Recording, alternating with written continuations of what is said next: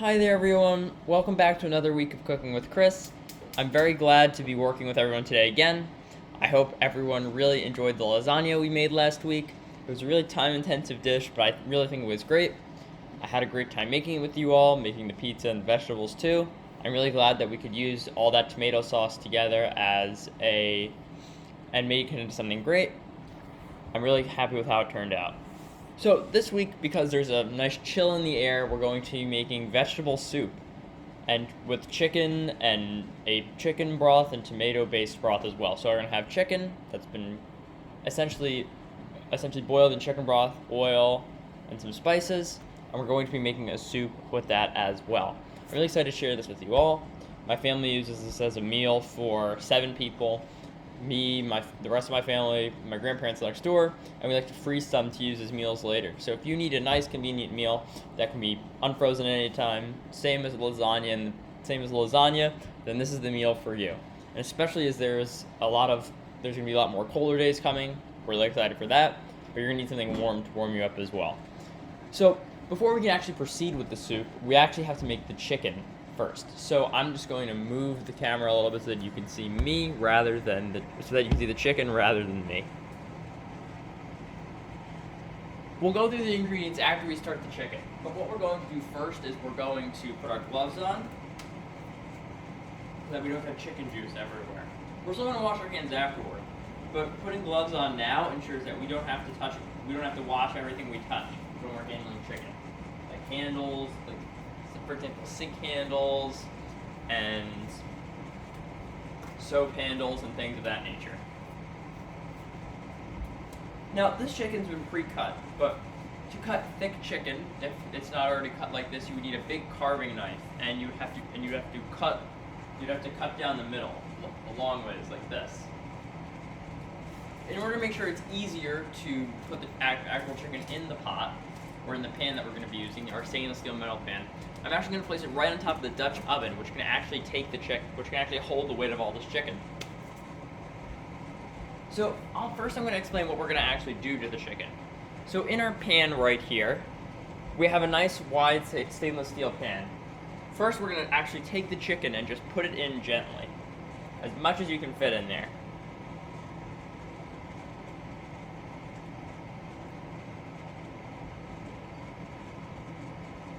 You don't want to be cheap with the space. You don't want to put too little chicken in, but you also don't want to be overcrowded. You want to put as much chicken in as you can get in there. We're going to maximize the yield for the soup. I just nudged the computer with my elbow so that the camera would stay on, and so that I could see everyone. This seems like just the right amount of chicken that we can put in there. Maybe even a little there. But I think that's pretty much the maximum as to what you can put in there. So I'm going to move my chicken away. Now we're going to take the gloves off, like so. So this is a technique that we like to use in lab testing. What you actually want to do is you want to take it off from the inside. So you want to pull the glove inside out, bear with me here, and take it off like that.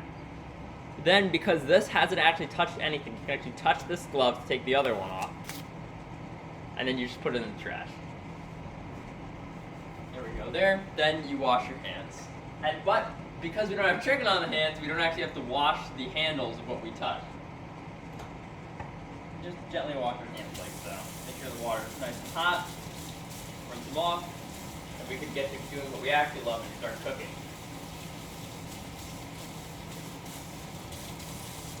As you can see, I got water everywhere. That's okay. Not exactly the neatest cook. Another reason why we decided to put the chicken here like so is because we actually didn't want chicken juice dropping everywhere. Other people seem to have the magic down of not dripping chicken juice everywhere, but not me. So that's what we have. So that's what we have to do in order to minimize the mess. So what we're going to do is we're going to take a cup of this oil. This is canola oil we're using for frying. You want to use a neutral flavored oil here. So now we're going to pour in a cup of this canola oil.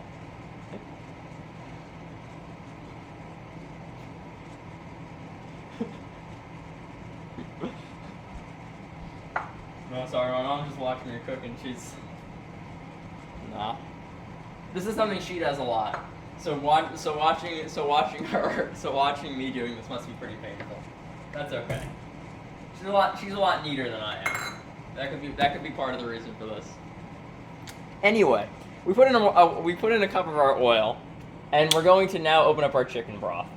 This is our chicken broth right here. It's nice and open. This is the low sodium. We like to use low sodium because my grandma next door, I mentioned this a lot in my last video, but she has a heart condition, so we can't really use a lot of sodium and salt. So we're going to use the low sodium chicken broth instead. Though, if it works for you, you can use normal chicken broth. But we're going to put as much chicken broth as possible in. Just an example of the love that the kitchen utensils get in our family. I'm measuring how much chicken broth to put in by a dirty mark in our pan. So there's a little singe mark. You can't. It's off camera, but you know when the liquid gets to that point, it's got to be full. So this is just chicken broth and oil. We can put a little more in. There we go. That's good. Just put a little extra in for good measure. Now we want to get our spices in. We have these parsley flakes. There we go. Parsley flakes. We're going to get a tablespoon of these in.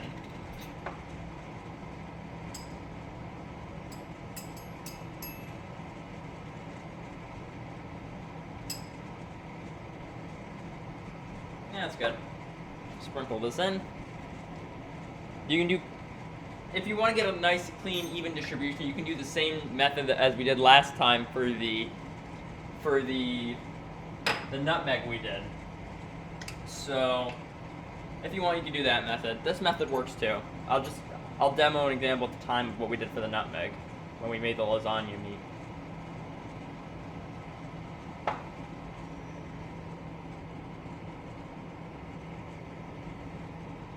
By doing this, we get it spread nice and evenly.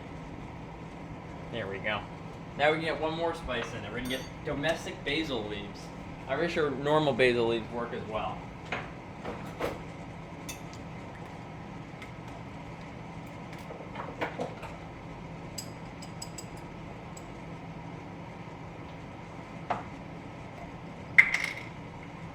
I'm still kind of amazed we minimized the mess on this. I expected there to be more spice mess everywhere.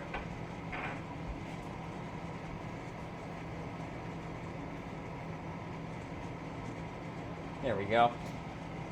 Put our tablespoon down. So in our mixture here, if you want, you can stir it around to spread everything everywhere. Here we go. That looks yummy.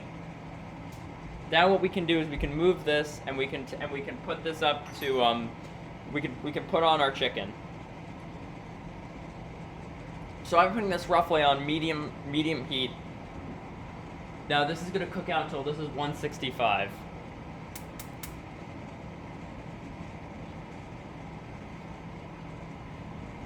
So now let's go through the ingredients that we have here.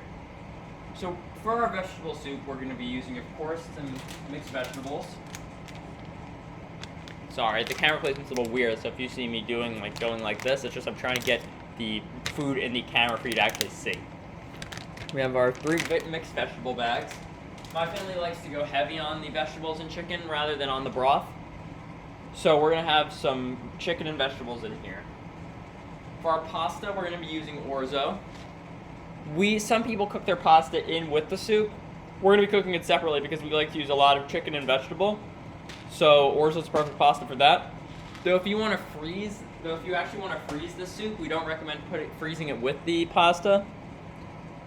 Believe it or not, there are actually people in my family that just don't like pasta or grains at all. So we don't put it in there. We don't cook it within for that person. We're going to be using 2 of our tomato sauce cans. These are 28-ounce tomato cans. 2 of these.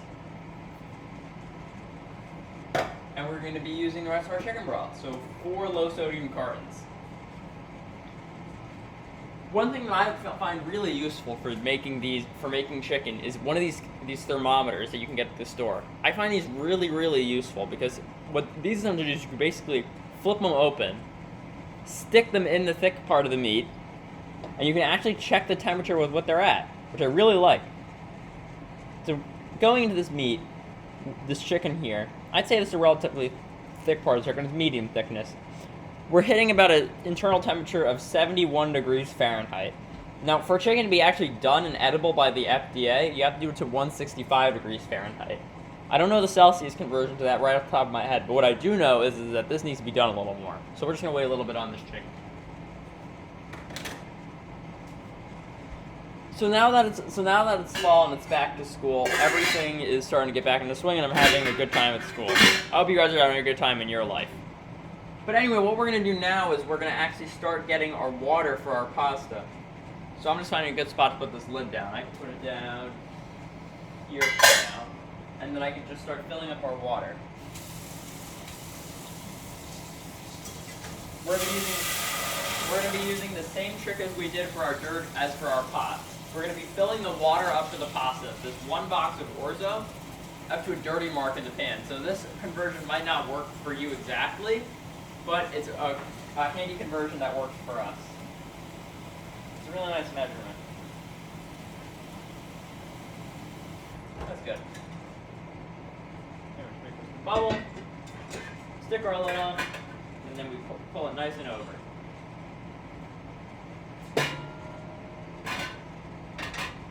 I like to put it down and then pinch it a little bit. And always make sure your handle faces the other side so that you don't hit into it, hit yourself, or anything happens. So now that we see our pasta water right on there, we're gonna turn it on to low and start waiting for it to boil while our chicken cooks. And now we can, as we put our water on, let's check how our chicken's doing. Open the thermometer.